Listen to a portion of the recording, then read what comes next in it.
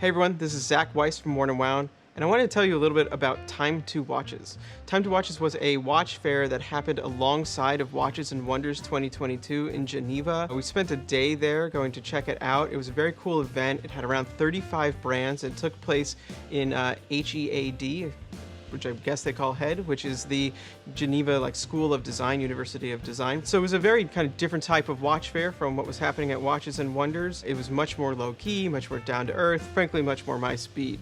You had brands there ranging from all across the price spectrum, from brands in a couple hundred to a couple $1,000s, like Milas and Nevada Grenchen, all the way up to this brand Doppelganger that had just absolutely insane watches that were in the $250,000 price point. So really a lot to check out there, and from just brands at a different scale really than what you're looking at Watches and Wonders. So I just want to walk you through a handful of the brands that we saw there, some brands you're likely very familiar with that we just thought kind of stood out from this year's show. The first brand that we stopped off at is a brand that we used to visit at Baselworld every single year. It's a brand you are certainly very familiar with, and that is Junghans. So Junghans had a handful of novelties this year, but I also got to check out, frankly, watches that I hadn't seen in a few years, which was great, including the Max Bill regulator, but it's a story for another day. But the standout from this year's launches was the 1972 competition chronographs. So 1972 Munich Olympics, this is a 50th anniversary of that event. So Junghans created two very crazy looking bullhead chronographs, very much in the style of 70s watches. They're UFO shaped, they're completely round and soft edges,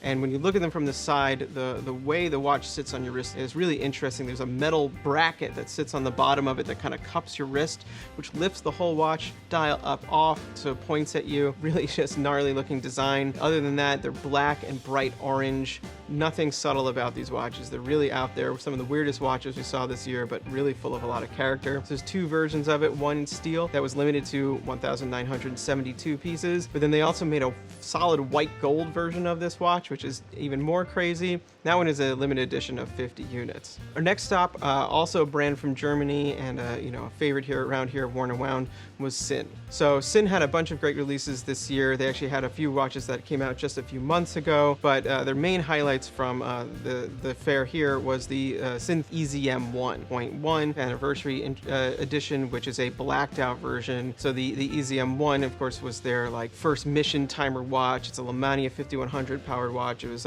just kind of an iconic tool watch from back in the day, and they periodically kind of brought out these anniversary editions. So this is the latest one. It looked really cool in all black, particularly on the black rubber, just a really kind of mean looking combination. That's a limited edition as well. And then they dropped, in the complete other spectrum of things, the 556 eyes in bright colors. So these are really cool releases. I did not see these coming. There was a green, a light blue, a sort of a hot orangey red, and then a deep mustard yellow. These were all given their sort of flecked mica dial treatment, which you might have seen before on the green 103 and 104 models from previous years. It's a beautiful way of creating a dial color that frankly I haven't really seen other brands do. Reminds me of car paint, where you get up close to it and there is that sparkle that is throughout it. So this gives it a very different sheen than something that's sunburst or sunray. This I just added a lot, I think, to the character of these watches, and they were very popular. I think they actually sold out already in the US. So if you tracked one down, good for you. Next, we checked out Reservoir, which is a relatively young brand that I have actually not had a chance to see in person. So Reservoir uses a singular complication across most of their watches, but it's very distinctive. So they are time-only watches, but they are jump hours with retrograde minutes and power reserves. So down at around 6, there's a large window that you might confuse for a date at first, but that's actually the hour. And then you have a single minute hand, which is arcing about 120 degrees across the dial, something like that. So that goes all the way to 60, and then it snaps back. And then at the very bottom, you have a little power reserve just literally down at the edge at 6. They use these elements to create some really fun designs that are often automobile inspired.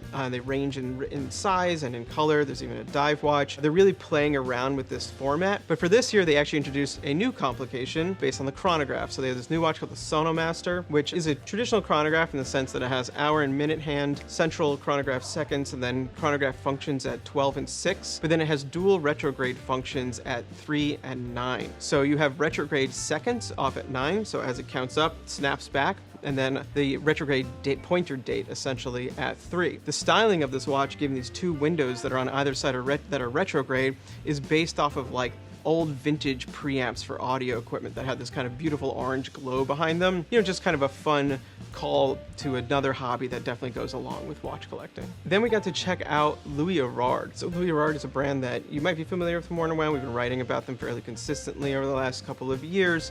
They've done a lot of collaborations which have brought a lot of attention to the brand with people such as Vianney Halter and Alon Silberstein. So they're using the Louis Erard foundation of watches, which are these, a couple of cases and regulator movements. And what they do is they partner with really interesting designers, or they partner with interesting fabricators to create sort of unique expressions of kind of like high-end watchmaking, but at much more obtainable prices. So their watches tend to be in the like $3,000 to $4,000 price range. Occasionally they're more for chronographs and things like that, but they tend to have in them something that you're not going to find elsewhere. Maybe that is the name that is on the dial, secondary name, because they worked with an interesting designer, but might be a type of enameling that is really hard to find at that price point, or a type of guilloche, which is just very rare once again at that price point. So it's a real way to get something very artisanal, but at a much more approachable price point. So that's something that we think is really wonderful. They have some really cool stuff coming out. I also checked out one of their kind of more mainline watches from last year, which is called the Terracotta, which is a sort of a salmon dial, but it had a much more kind of a matte, earthy quality than other salmon dials I've seen before. The 39mm version of that in particular was really striking to me. Last up is Chronoswiss. Chronoswiss is a brand that's been around since the 80s, but they've sort of reinvented themselves in the last few years. They've definitely gone for a much more modern aesthetic than they used to have, and they're really doing something quite unique and strange, and I think definitely worth taking a look at. It might not be for everyone, but their watches in person really have like a massive wow factor to them. So they also actually base their watches largely on regulator movements. Slightly different though. They have central minutes and central seconds often, but then an offset hour hand, and then sometimes another complication. So this year they were showing these two watches that are based on different planets. One was Jupiter, and the other was either the Earth or the Moon. I honestly can't remember, but they were really beautiful watches with tons of layering built into the dial. But the other one really caught my eye, and that was the Jupiter, and that actually featured sort of a hand-hammered gold tone finish to it. It was just an extremely striking watch that, frankly, after seeing a lot of watches for about a week, I didn't see anything else that looked like that. So that makes it stand out in my mind. So that was just a handful of the brands that we got to see at Time to Watches. Once again, it was a really wonderful event. Definitely going to head back there next year to see, more kind of interesting brands that don't necessarily fit into the Watches and Wonders halls. If you found this video entertaining, informational, please like and subscribe below. See you next time.